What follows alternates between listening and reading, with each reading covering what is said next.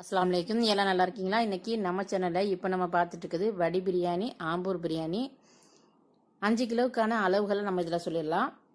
ஒரு சட்டி எடுத்துக்கோங்க, ஆயில் 1 லிட்ரு, வெங்காயம் 2 கிலோ, பட்டை 25 கிராம், ஏலம் 40 பீசஸ், அப்புறம் கிராம்பு 30 பீசஸ், நெய் 250 கிராம், அது லாஸ்ட்டாக ஊற்றிக்கலாம். இதை போட்டு நம்ம ஃபஸ்ட்டு வெங்காயத்தை நல்லா ஃப்ரை பண்ணி எடுத்துருங்க. நல்லா வதக்கி எடுத்துடலாம். பொன்னிறம் வந்தோடனே நீங்கள் எடுத்து அதை ஒரு பாத்திரத்தில் மாற்றி வச்சுக்கலாம். அப்படி இல்லைன்னு சொன்னாக்கா நம்ம இது இந்த மாதிரி மெத்தட்லையும் நம்ம செய்யலாம். இப்போ நம்ம மூடி போட்டு ஒரு 10 நிமிஷம் மூடி வச்சாச்சு. அதுக்கப்புறமா நம்ம வெங்காயத்தை நல்லா வதக்கி கொண்டு வரோம். வெங்காயம் நல்லா வதங்கி வந்துடுச்சு. இந்த நேரத்தில் நம்ம இஞ்சி பூண்டு பேஸ்ட்டு நம்ம சேர்க்க போகிறோம். தக்காளி 2 கிலோ,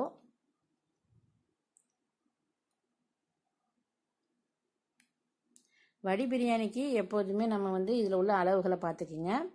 நம்ம அரிசி எடுத்து தண்ணியில் போட்டு நம்ம ஊற வச்சிடணும். சட்டி வைக்கும் போதே ஊற வச்சிருங்க. அரிசி பாஸ்மதி அரிசி. இஞ்சி பூண்டு அரைச்சது நம்ம மொத்தத்துக்கு 750 கிராம் இதில் சேர்த்தாச்சு. மல்லி 3 கட்டு சேர்த்துக்குங்க. புதினா 2 கட்டு நல்லா கழுவிட்டு அலசிட்டு கட் பண்ணி எடுத்துக்கோங்க. ரம்பாலை கிடைச்சாலும் எடுத்து ஃபஸ்ட்டே நீங்கள் போட்டுக்கலாம், லாஸ்ட்டாக வேணாலும் போட்டுக்கலாம். இஞ்சி பூண்டு அரைச்சி தான் நம்ம சேர்த்தாச்சு.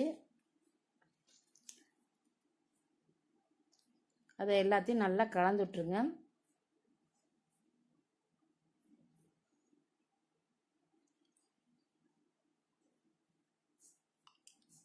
இப்போ கலந்து வரட்டும். நம்ம சேனலில் ஃபஸ்ட் டைம் பார்க்குறீங்கன்னா சப்ஸ்கிரைப் பண்ணி வச்சுங்க, பெல் ஐக்கனை கிளிக் பண்ணுங்க, ஆளுங்கிற சிம்பிள் வச்சுங்க. ஃபுல் வீடியோ நமக்கு இடையில போட முடியல. நம்ம ஃபுல் வீடியோ போய் செக் பண்ணுங்கள் நம்ம சொன்னோம், ஆனால் நமக்கு அதுக்கான டைம் கிடைக்கல. அதனால் நான் இப்போ ஃபுல் வீடியோ போடுறேன். நீங்கள் பார்த்து இதை பயன்பெறுங்க. நம்ம சேனல் பேர் டேஸ்டி ஃபுட் ஹாரிஸ்விஸ் தான். மறக்காமல் கமெண்ட் பண்ணி ஷேர் பண்ணுங்கள். நம்ம தம் பிரியாணி, ஹைதராபாத் பிரியாணி, இது மாதிரி நம்ம நிறைய வகை நம்ம போட்டுட்ருக்கோம். அந்த வகையில் இது ஆம்பூர் பிரியாணி, வடி பிரியாணி. Mutton biryani 5 kilo. மல்லி புதினா நம்ம சேர்த்தாச்சு. நல்லா பச்சை மிளகா ஒரு 50 கிராம் போல் சேர்த்துக்குங்க. மல்லித்தூள் கொஞ்சமாக சேர்த்துக்கலாம். நம்ம கறி வேகமும் சேர்க்க வச்சுருப்போம். ஒரு 50 கிராம் போல் நீங்கள் பிரியாணி மசாலா இதில் சேர்த்துக்கலாம். அவ்வளோதான், ரொம்ப மசாலாக்கள் தேவையில்லை. நல்லா கலந்து விட்டுருங்க. உப்பு தேவையான அளவு இதில் சேர்க்க போகிறோம். சோம்பு சீரகம் வீட்டில் அரைச்சது இருந்தால் ஒரு 2 ஸ்பூன் சேர்த்துக்குங்க. மிளகாத்தூள், தனி மிளகாத்தூள் ஒரு 50 கிராம்.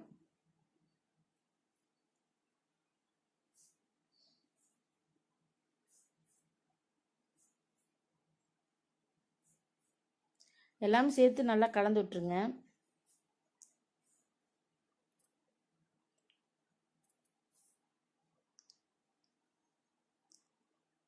உப்பு தேவையான அளவு சேர்த்துக்கலாம். தயிர் 1 லிட்ரு. 5 கிலோவுக்கு 1 லிட்ரு. 1 கிலோவுக்கு 200 கிராம் போல் நம்ம ஊற்றுவோம். அதனால் இன்றைக்கி நம்ம 5 கிலோவுக்கு 1 லிட்ரு போல் தயிர் ஊற்றிடுங்க. நல்லா எல்லாத்தையும் ஒன்று சேர்கிற மாதிரி கலந்து கொண்டு வந்துடணும். வடி பிரியாணிக்கு நம்ம தண்ணி சேர்க்கும் போது கொஞ்சம் கவனமாக சேர்க்கணும். ஏன்னா அரிசியை நம்ம வடித்து எடுத்துருவோம். உப்பு இதில் சேர்த்துக்குங்க. உப்பு தேவையான அளவு சேர்த்துக்குங்க. நம்ம கறியை இன்றைக்கி வேக வச்சுருக்கோம். குக்கரில் வேக வச்சு கொண்டு வந்திருக்கோம். பச்சையாக நீங்கள் வேக வைக்கும் போது அதுக்கான அளவுகளை சொல்லிடுறேன். பச்சையாக நீங்கள் கறியை இதில் போட்டு வேக வைக்கிறீங்க அப்படின்னு சொன்னால் அதுக்கு 3.25 லிட்ரு, 5 கிலோ அரிசிக்கு 3.25 லிட்ரு தண்ணி ஊற்றி நீங்கள் கறியை வேக வைக்கணும். அந்த தண்ணியில் வேக வைக்கணும். நம்ம இது இப்போ தக்காளி 2 கிலோ சேர்த்தாச்சு. உப்பு தேவையான அளவு நம்ம இடையில சேர்த்துட்டோம். எலுமிச்சம்பழம் கிலோவுக்கு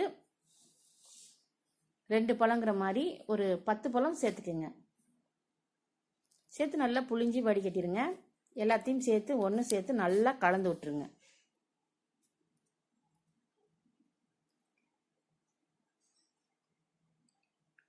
இது நமக்கு இப்படியே கலந்து விட்டு வந்தாச்சு. சோறு வடிக்கிறதுக்கு நம்ம வேறு பாத்திரத்தை வச்சு அதில் தண்ணியை வச்சு நம்ம அரிசியை வேக வைக்கணும்.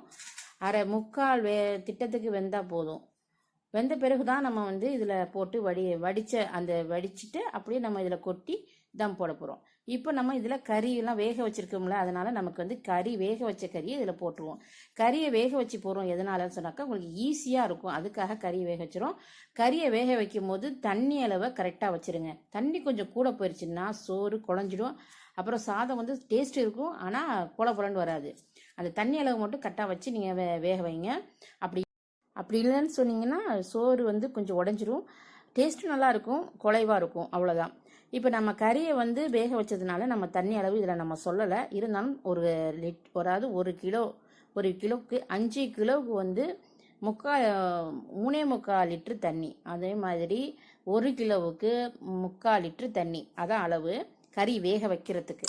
அந்த பச்சை கறியை நீங்கள் போடும்போது இந்த மாதிரி வேக வச்சுருங்க. இப்போ நம்ம வடிக்கிறதுக்கு தண்ணியில் பட்டை, கிராம்பு, ஏலக்காய், சீரகம் போட்டிருக்கோம். கொஞ்சமாக சிறிதளவு போட்டுக்கோங்க. அதில் உப்பு, 2 கரண்டி எண்ணெய். ஏன்னா ஒன்றோட ஒன்று சோறு ஒட்டாமல், அரிசி ஒட்டாமல் இருக்கிறதுக்காக 2 கரண்டி எண்ணெய் ஊற்றிக்கிங்க.